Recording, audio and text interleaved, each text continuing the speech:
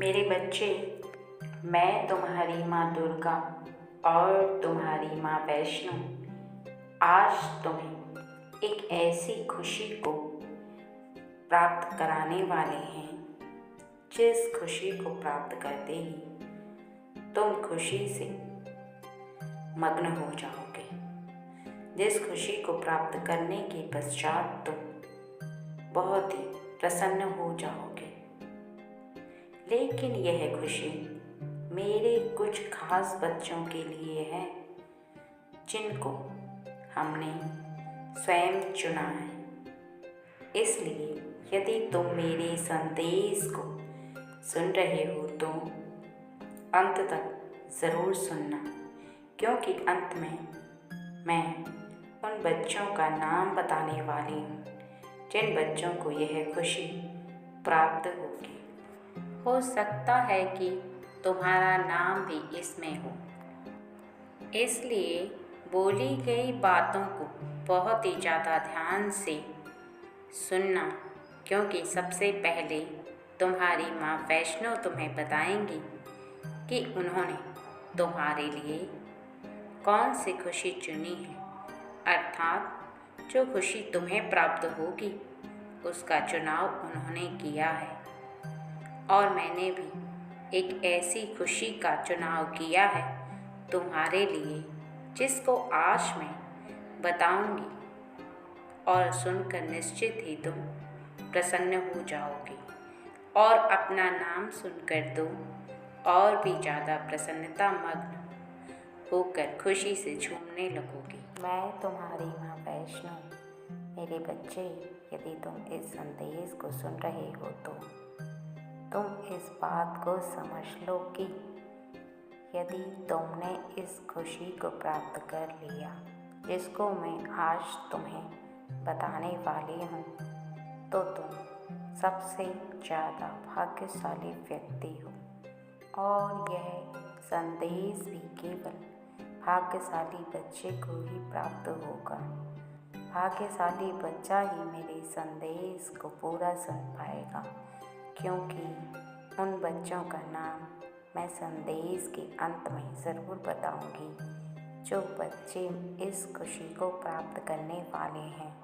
जीवन में खुशी केवल उस इंसान को प्राप्त होती है जो कुछ खास बातों का ध्यान रखता है और उसके अंदर कुछ खास विशेषताएं होती हैं। यदि तुम्हारे अंदर यह विशेषताएं हैं तो निश्चित ही तुम्हें भी वह खुशी अवश्य प्राप्त होगी। और वही विशेषताएं मैं तुम्हें आज बताने वाली हूँ। तुम बहुत ही ज़्यादा ध्यान से मेरी बातों को विस्तार से सुनकर समझ लोगे तो निश्चित ही तुम्हें भी वह खुशी प्राप्त हो जाएगी। और सबसे पहले तो तुम इस बात का स्मरण करोगे, जब भी कोई व्यक्ति जो तुमसे बड़ा होता है, वह तुम्हारे माता पिता हो या तुम्हारा कोई भी सम्मानजनक व्यक्ति जिसका तुम मान करते हो, यदि वह तुमसे कुछ कहता है तो तुम उसकी बातों को बहुत ही ज़्यादा ध्यान से सुनते हो, या तुम बीच बीच में उनकी बातों को काट कर अपनी बातों को उनके सामने व्यक्त करते हो। थोड़ा तुम्हें ध्यान करना होगा। इस बात को स्मरण करते हुए तुम इस बात को समझ लो कि कभी भी यदि तुमसे कोई भी बड़ा व्यक्ति या तुम्हारे माता पिता तुमसे कोई भी बात कहते हैं तो तुम्हें उनकी बातों को बीच में काट कर अपनी बातों को व्यक्त नहीं करना चाहिए, क्योंकि ऐसा करना तुम्हारी मूर्खता कहलाती है। यदि तुम्हारे पास कुछ ज्ञान है या तुम्हें किसी भी चीज़ के बारे में पूर्ण ज्ञान है या तुम्हें किसी भी चीज़ के बारे में पूर्ण पता है, तब भी तुम अपनी बातों को केवल अपने पास रखकर, अर्थात अपने ज्ञान को अपने पास रखो। और जो तुमसे बड़े तुम्हें कुछ समझा रहे हैं, तुम्हें कुछ बता रहे हैं, तो तुम उनकी बातों को अवश्य सुना करो, क्योंकि सुनने से तुम्हारा ज्ञान कुछ कम नहीं होगा, बल्कि उनकी बातों को सुनने के पश्चात तुम्हारा ज्ञान और ज़्यादा बढ़ जाएगा। इसी प्रकार से कभी भी छोटे बच्चे की बात को सुनकर अनदेखा और अनसुना कभी मत करो, क्योंकि छोटा बच्चा तुमसे बहुत ज़्यादा उम्मीद लगाता है या किसी भी बात को कहता है, क्योंकि उसे इस बात की उम्मीद होती है कि तुम उसके हृदय की बात को समझोगे। अर्थात यदि उसकी कोई अधूरी इच्छा है या वह कुछ पाना चाहता है, छोटी मोटी इच्छाओं को, और तुम्हारे समक्ष अपनी इच्छा को रखता है, तो तुम भूल कर भी उसकी इच्छा को अनदेखा और अनसुना मत करो, क्योंकि यदि तुम ऐसा करते हो तो बच्चे के मन में बहुत ही ज़्यादा दुख उत्पन्न होने लगता है, क्योंकि बच्चा छोटा जो होता है वो मेरा ही रूप होता है, क्योंकि मैं छोटे बच्चों को बहुत ही ज़्यादा प्रेम करती हूँ और छोटे बच्चे के अंदर मेरा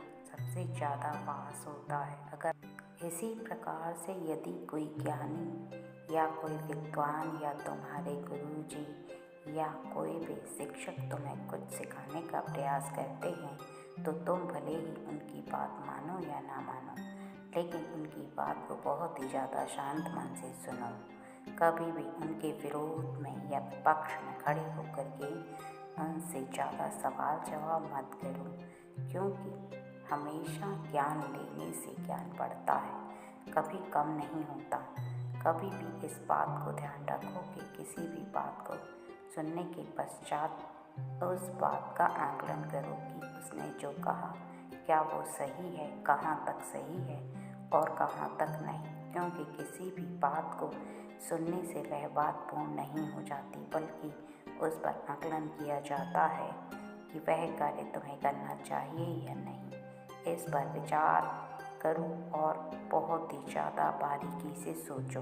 उसके बाद ही यदि तुम्हारे हृदय से यह आवाज़ निकले कि तुम्हें बताए गए गुरु की बात को मानना है, तो तुम मानो, नहीं तो तुम्हें नहीं मानना है तो उस बात को वहीं पर छोड़ दो, क्योंकि इस बात को हमेशा ध्यान रखो कि सिखाने वाले व्यक्ति के अंदर ईश्वर की शक्ति वास करती है, और कौन सी ईश्वर की शक्ति तुम्हें कब कौन सी बात बता रही है, तुम्हें सिखा रही है।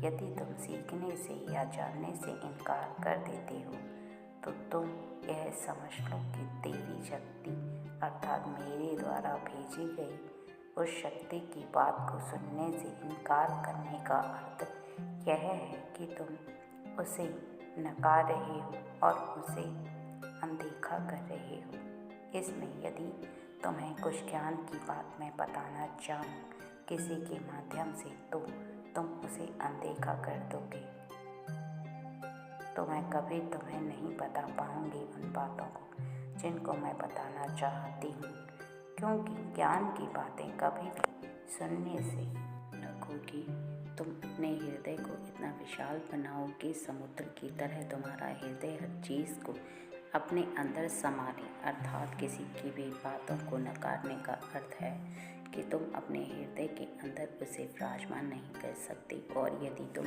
किसी की बात को सुनकर उसे अपना लेते हो, अर्थात उसे ग्रहण कर लेते हो, तो इसका अर्थ है कि तुम्हारा हृदय बहुत ही ज़्यादा बड़ा है, विशाल है, और विशाल हृदय वाला व्यक्ति संसार में किसी भी कार्य को करने से ना तो डरता है और ना ही वह कभी भी किसी भी कार्य को करने में असमर्थ होता है। इसलिए तुम विशाल हृदय वाले बनो। छोटे हृदय वाले व्यक्ति यदि बनोगे तो तुम आगे जीवन में कुछ भी ज़्यादा प्राप्त नहीं कर पाओगे, क्योंकि तुम्हारा हृदय जितना बड़ा होगा उतना ही तुम्हें प्राप्त होगा। इस बात का ध्यान रखो और इस बात का भी ध्यान रखो कि अब जो मैं बताने वाली हूँ, तुम्हें जो खुशी प्राप्त होगी वह खुशी तो मैं तुम्हें बताऊंगी ही, लेकिन यदि तुम अभी तक इस कार्य को नहीं कर रहे थे तो तुम अब से इस कार्य को करना प्रारंभ करो। किसी भी बात को सुनने से पहले बीच में मत बोलो, और जो भी कोई व्यक्ति यदि तुम्हें किसी भी बात को समझा रहा है तो शांत मन से उसकी बात को सुनकर समझने की कोशिश करो, और जो खुशी तुम्हें प्राप्त होगी वो है एक ऐसा ज्ञान जिस ज्ञान के बलबूते पर तुम इस संसार में होने वाले कार्यों का भाव पता कर सकते हो, अर्थात तुम्हारे आने वाले जीवन में क्या होने वाला है, तुम यह 50% पता करने की शक्ति प्राप्त कर पाओगे। सच में मेरे बच्चे, मैं तुम्हें ऐसे झूठ नहीं कह रही, बल्कि यह सत्य है कि जो बातें मैंने तुम्हें बताई हैं, यदि उन बातों को सुनकर तुमने समझ लिया है तो निश्चित ही आने वाले समय में तुम इतने ज्ञानवान व्यक्ति बन जाओगे कि तुम्हारे जीवन में जो होने वाला है उसे पता कर सकते हो और वह बातें तुम्हें पूर्ण रूप से ज्ञात होने लगेंगी, क्योंकि तुम्हारा ज्ञान इतना ज़्यादा बढ़ जाएगा कि आने वाले भविष्य के बारे में देख सकते हैं और इसमें तुम्हें एक सबसे अच्छा अवसर प्राप्त होगा कि आगे के लिए क्या करना है वह भी तुम तय कर सकते हो, क्योंकि जब तुम्हें आगे भविष्य में क्या होने वाला है यह पता होने लगेगा, तब तुम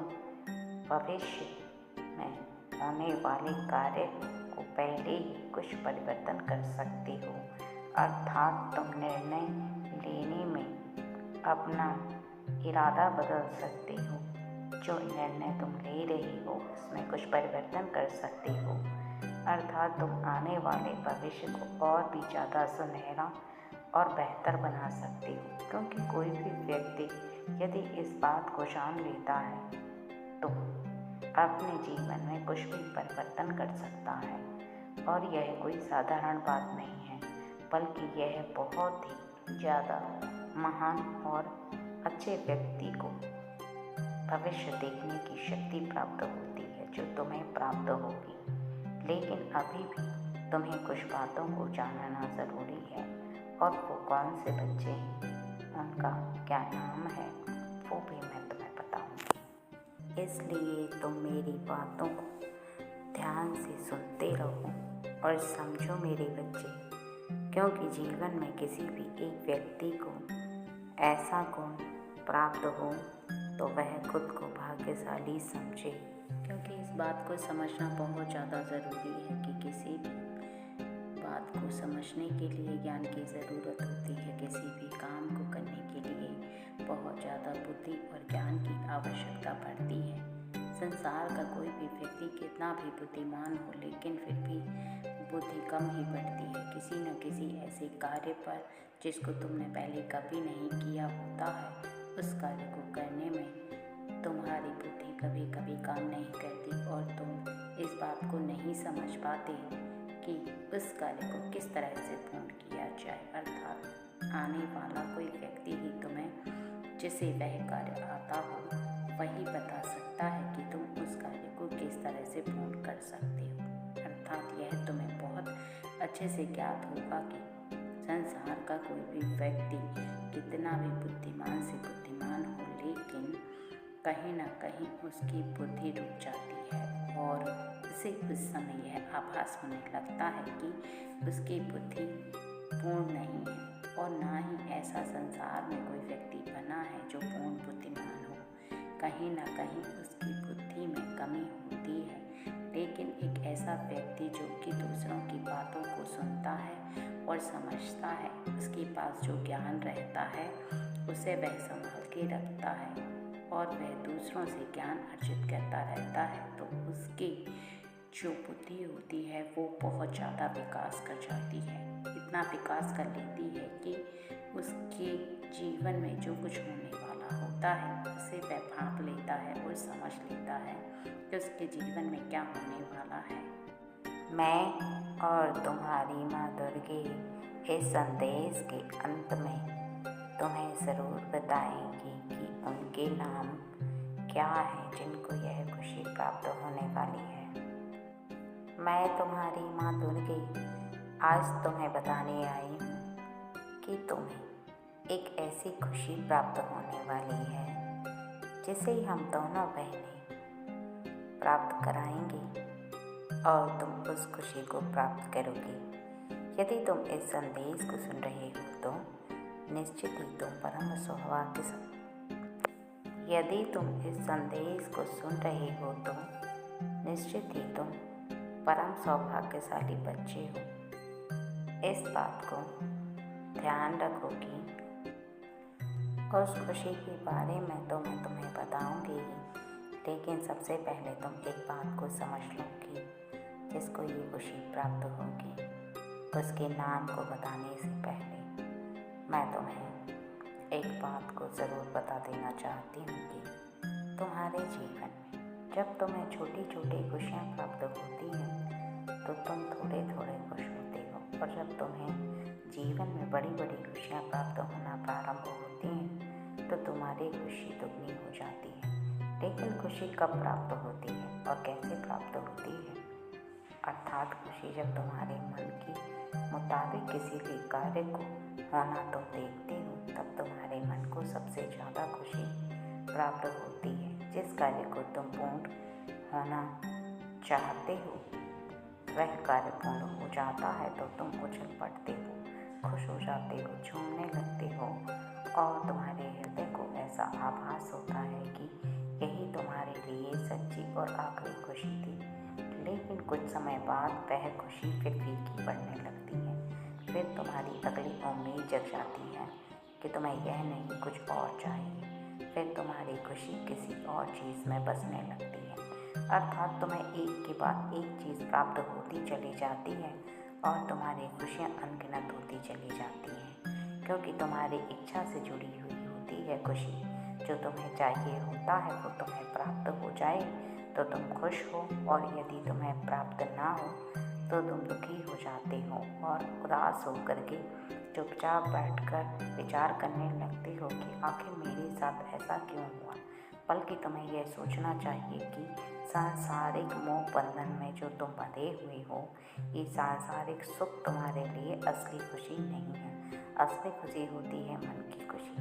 जब तुम्हारा मन प्रसन्न हो, तुम्हारा मन खुश हो, किसी चीज़ को प्राप्त करने के पश्चात यदि तुम्हारा मन खुश है तो वो कितने समय तक रहेगा? कुछ समय तक ही रहेगा। फिर तुम्हें उस चीज़ को अपने करीब देखने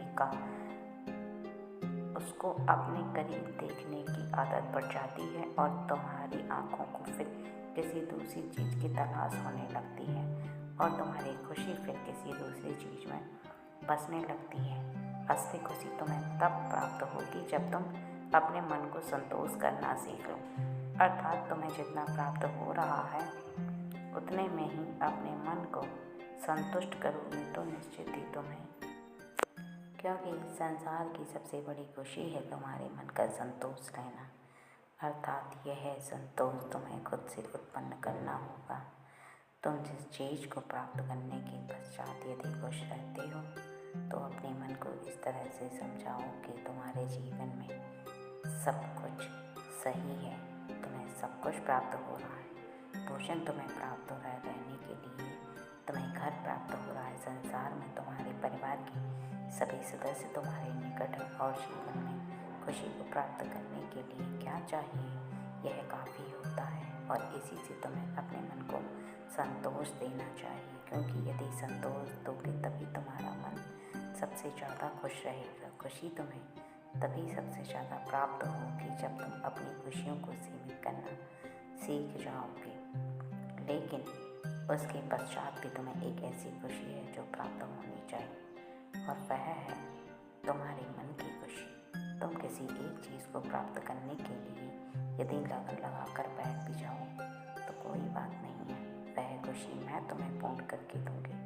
तुम जो भी चाहो तुम एक इच्छा को उत्पन्न कर लो और फिर तुम उस उत्पन्न हुई इच्छा को पूर्ण करने के लिए मुझसे जब भी प्रार्थना करोगे मैं उसके कुछ समय पश्चात ही तुम्हारी उस इच्छा को अवश्य पूर्ण कर दूँगी। यह मैं तुमसे वादा करती हूँ।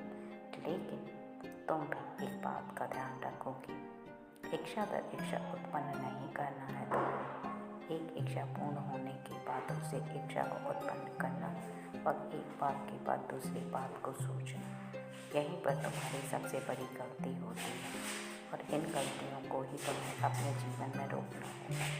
यदि तुम ऐसा कर पाए तो तुम सबसे ज़्यादा भाग्यशाली व्यक्ति बन जाओगे और इस संसार में तुम्हें वह खुशी प्राप्त होगी जो अभी तक किसी को हुई नहीं है। क्योंकि मेरे बच्चे, खुशियाँ तो इंसान को प्राप्त हो जाती हैं, लेकिन उन खुशियों को प्राप्त करने के बाद भी अगर व्यक्ति का मन यहाँ वहाँ घूमता रहता है तो फिर ऐसे में तुम्हारा मन यहाँ वहाँ भटकता रहता है। इससे तुम्हें पहले रोकना होगा, तभी तुम्हें वह खुशी प्राप्त हो पाएगी जो मैं तुम्हें प्राप्त कराना चाहती हूँ। जो बताना चाहती हूँ उसको यदि तुमने पूर्ण रूप से सुनकर समझ लिया तो तुम यह भी समझ लो कि अब मैं उन नामों को बताने जा रही हूँ जिनको यह खुशी प्राप्त होने वाली है। अर्थात हम दोनों बहनें ही उन नामों को तुम्हें बता रही हैं जिन्होंने हमारा संदेश सुना है। उसमें जिन नामों को चुना है उनमें से तुम अपने नाम को यहाँ देख सकते हो। यदि तुम्हारा नाम इस पहले अक्षर के मुताबिक हो तो तुम्हें यह खुशी प्राप्त होगी, और यदि तुम्हें अपने नाम का अक्षर यहाँ पर ना दिखाई दे तो मेरे बच्चे, इसके लिए उदास होने की आवश्यकता नहीं है। तुम इस बात को ध्यान रखो कि तुम्हें वह खुशी कुछ समय पश्चात प्राप्त होगी जो मैंने आज बताई है। इसलिए जीवन में सबसे पहले उन कार्यों को करना प्रारंभ करो, क्योंकि यह संदेश केवल मैं उन भाग्यशाली बच्चों के लिए और मेरी बहन भाग्यशाली बच्चों के लिए भेज रही हैं जिनको अपने कर्मों का फल प्राप्त होना चाहिए और जिनके जीवन में एक ऐसी खुशी उन्हें प्राप्त होने वाली है जिसके वह अधिकारी हैं। क्योंकि जिस प्रकार से एक हाथ में 5 उंगलियां बराबर नहीं होती, उसी प्रकार से हर एक व्यक्ति समान नहीं है। सबके अपने अपने अलग अलग कर्म हैं, उसी के अनुरूप उसे फल प्राप्त होता है और होगा भी। इसी प्रकार से यदि तुम्हें यह खुशी प्राप्त ना हो तो तुम्हें इसमें चिंतित होने की आवश्यकता नहीं है। तुम कुछ समय का इंतज़ार करो और फिर अपनी बारी आने पर ही तुम्हें भी वह खुशी प्राप्त होगी।